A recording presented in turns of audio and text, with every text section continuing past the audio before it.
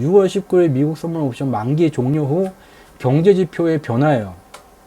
이렇게 이제 제목은 달아놨지만 실질적인 내용은 7월 위기설을 좀 더 상세하게 분석한 그 2부 내용이 되게 돼요.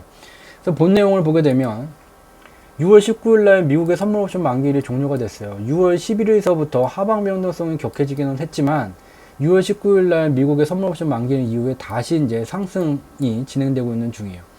그래서 대형주 지수들은 보게 되면 이와 같이 3월에 급락을 나타냈었던 주요한 금융 상품들이 3단계의 이제 가격 되돌림이 진행되고 있는데 1단계는 3월 급락폭의 절반까지, 2단계는 3월 급락폭을 다 메우는 수준, 3단계는 코로나19 발생 이전의 가격 수준까지 상승하는 3단계 국면이 진행되는 속에서 대형주, 다우존스와 같은 대형주들은 2단계 수준, 3단계 초입에 들어갔다가 2단계에 현재 위치하고 있다는 것을 알 수가 있게 돼요.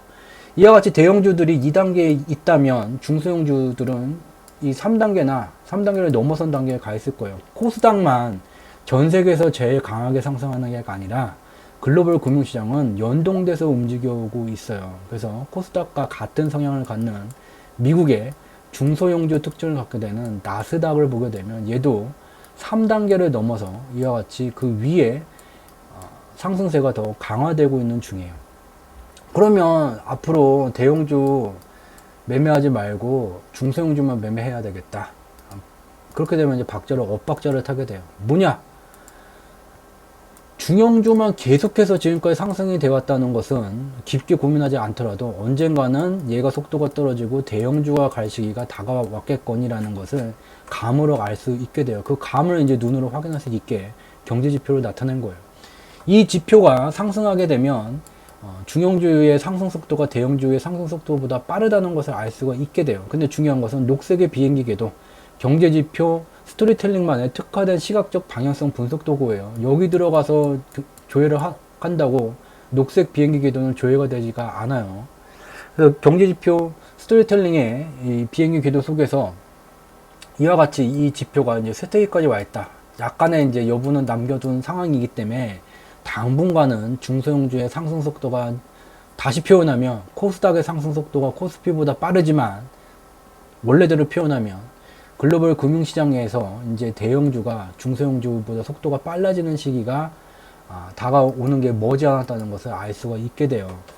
그리고 그간에 매번마다 미국의 파생시장 만기일마다 파생시장의 상방 베팅, 하방 베팅으로 흡족한 수익률을 쌓게 되면 결국은 얘를 이제 돈으로 환전을 해야지 돼요. 근데 돈으로 환전을 하는데 환전하는 시기에 돈의 가치가 상승했다면 이전보다 같은 돈으로 더 많은 금융상품들을 살 수가 있게 돼요. 그래서 미국의 파생시장 만기일마다 미달러 선물 가격이 이와 같이 상승하는 현상이 나타나왔어요. 이번에도 이제 당연히 나타나게 됐고 6월 11일서부터 주요한 금융상품들이 굉장한 이제 하락이 나타나게 됐는데 바로 이 미달러 선물 가격이 급등하면서 연동되어서 6월 미국 선물 옵션 만기일 주간에 의한 영향이었다는 것을 알 수가 있게 돼요. 근데 빨간색 선의 이 상승폭이 점점 이제 제한되고 있는 것을 눈으로 확인할 수가 있는데 왜냐면 바로 3월 23일 날 미국의 중앙은행이 무제한 양적 완화를 발표를 했고 2008년도보다 더 격하게 미달러 증가 속도가 가속되고 있는 중이에요. 그렇기 때문에 시장에서 예전에는 미 달러를 요만큼 뿐이 찾아볼 수가 없었다면 현재는 이만큼을 찾아볼 수 있기 때문에 미 달러 가치가 이전보다 더 떨어지게 되면서 얘가 고점이 낮아지게 되고 이전에 가격의 하한 수준을 이탈했다가 반등 나왔다가 이제 떨어지는 국면으로 시작이 됐다는 것을 알 수가 있어요. 다시 표현하면 6월 19일까지 진행됐었던 미국 선물 옵션 만기일 주간에 따른 하방 변동성이 마무리 국면에 있다는 것을 이 경제지표를 통해서 눈으로 직접 확인할 수가 있어요. 인버스 2배수 계속 들고 있으면 안 돼요.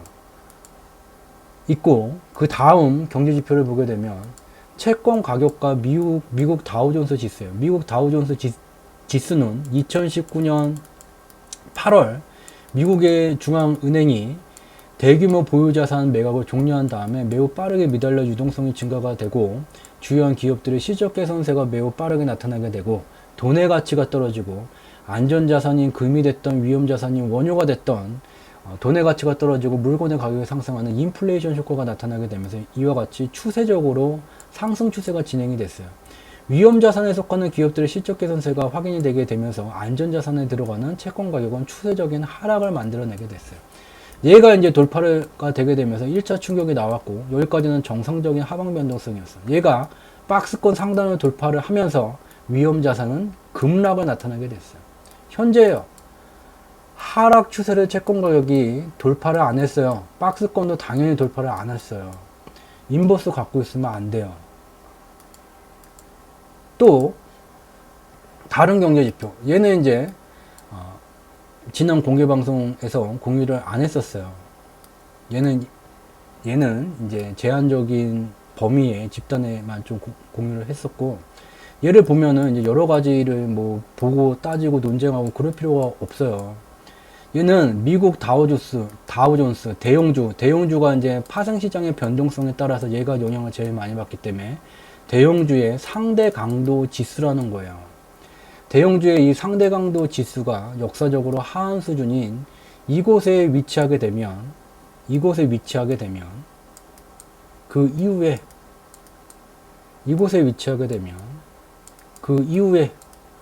이곳에 위치하게 되면 3월 급락 때 여기를 하회하게 됐어요. 이곳에 위치하게 되면 그 이후에 어떠한 흐름이 진행되어져 왔는지를 여러 가지 복잡하게 생각할 필요도 없고, 코덱스 인버스 사면 안 돼요라는 영상 내용에서 발언을 하게 되면 싫어요 이거를 네 분이 계속해서 눌러주는데, 그 네 분이 직접 눈으로 봐야 돼요. 지금 어떤 위치에 와 있는지, 숫자로 표현된 경제지표가 말해주는 게 무엇인지, 여러 가지 복잡하게 가격 차트 보고 기술적 분석할 필요도 없이 직접 눈으로, 여기 지금 이 한 장으로 눈으로 확인할 수가 있어요.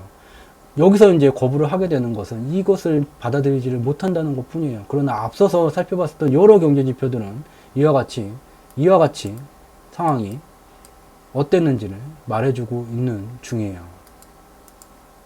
그래서 결국은 이 미국의 이제 뉴욕 종합주가 지수를 보게 되면, 미국의 뉴욕 종합주가 지수는 글로벌 설비투자 호경기가 진행된 2010년 이래, 또한 글로벌 부동산 호경기가 진행된 2013년도 이래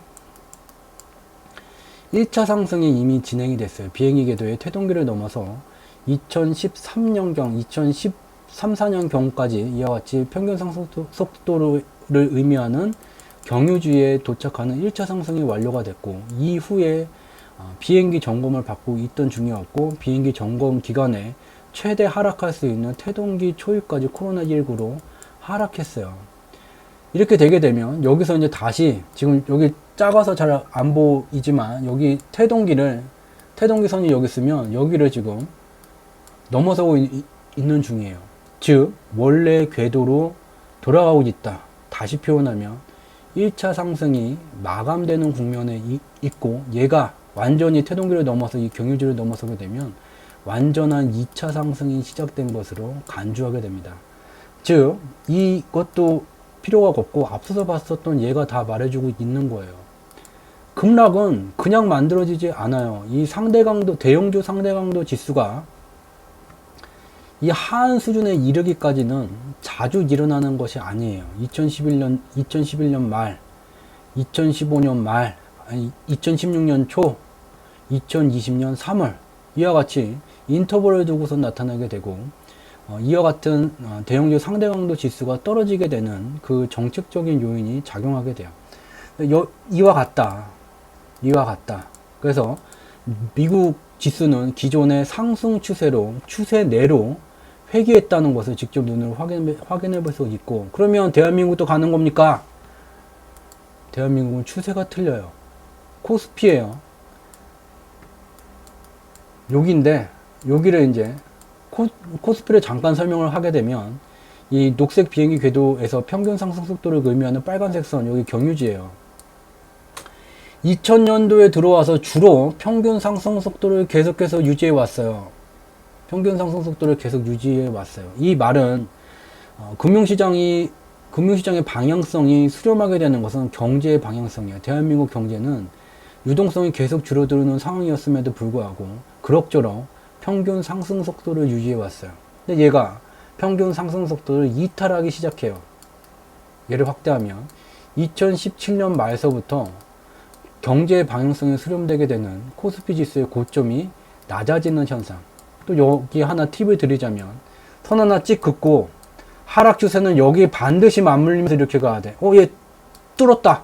상승 추세 전환이다. 아니에요. 하락 추세는 미칠 수도 있고, 하락 추세 직선에 미칠 수도 있고, 못 미칠 수도 있고, 때로는 넘어서는 페이크가 나타날 수도 있는 거예요. 그래서 기술적 분석의 맹점이에요. 단점이에요. 그래서 이와 같은 하락 추세가 진행되고 있었고, 코스피 하락 추세는 결국은 경제 방향성에 수렴하게 돼요. 2017년 대한민국의 경제 성장률 3.2%, 2018년 대한민국의 경제 성장률 2.7%, 2019년 대한민국의 경제 성장률 소수점 셋째 절에서 반올림에서 겨우 2.0%. 코로나19가 덮치기 전에 1.2%의 글로벌 금융위기도 없고 전염병도 없고 아무것도 없었던 시절에 자체 정책이 설정한 대한민국 경제 방향성은 코스피 지수의 하락 추세가 설명해주고 있는 거예요. 즉 그간에 3월서부터의 격했었던 글로벌 금융시장의 변동성이 강했었던 시기가 이제 마무리가 되게 되면서 뉴욕 종합주가 지수는 상승 추세로 기존 추세내로 회귀하게 됐고, 코스피 지수도 기존에 이격이 벌어졌을 때 이격 매우기가 진행되어져 왔었고, 코로나19 때문에 이격이 벌어졌다가 이격 조정이 마무리 국면에 와 있다는 것을 알 수가 있게 돼요. 블로그하고 이제 저희 카페를 운영을 하고 있는 중이에요. 그래서 네이버에다 주상지라고 적게 되면 여기 연관 검색어에 경제지표 스토리텔링이라고 나와요. 그래서 먼저 이제 주상지를 클릭해서 두 번째 이 나오는 것을 클릭을 하게 되면 저희 주상지 카페, 주가를 상승시키는 경제지표 카페로 연결이 되게 돼요. 그래서 여기에 들어오게 되면 매일마다 이제 시황을 방금 전에 공개방송에서 진행했었던 것과 같은 좀 심층 분석이 된 내용을 여기다가 이제 공유를 하게 돼요. 그래서 무료 회원 가입을 해야지 이제 조회가 되고요. 여기서 이제 보게 되면 주요한 내용들을 확인하실 수가 있고, 여기 경제지표 스토리텔링으로 검색하게 되면 블로그가 검색이 되게 돼요. 그래서 여기 블로그 우리가 사는 세상 바로 보기라는 이제 저희가 운영하는 블로그에 오시게 되면 매일마다 적어도 2개, 많으면 5개까지, 최근에는 좀 바빠서 2개씩만 이제 적고 있는 중이고요. 2개 정도를 이제 확인할 수가 있어요. 그래서 이 내용을 보시게 되면 추가적으로 이제 글로 설명한 내용을 보실 수가 있어요. 그래서 어떤 분들은 이제 말로 설명하는 게 더 받아들이기 편하신 분도 계시는 것 같은데, 또 글을 또 선호하시는 분도 계신 것 같아요. 그렇지만 이 블로그에는 좀 단편적인 현상, 매우 작은 주제로 짜게서 이제 진행이 되게 되고, 주가를 상승시키는 경제지표 이 카페에 들어오게 되면 좀 인덱스 리뷰, 심층 분석, 연관해서 이제 좀 더 깊게, 블로그보다 깊게 살펴보는 내용이 진행이 되게 된다는 점 좀 잠시 안내 말씀드렸습니다.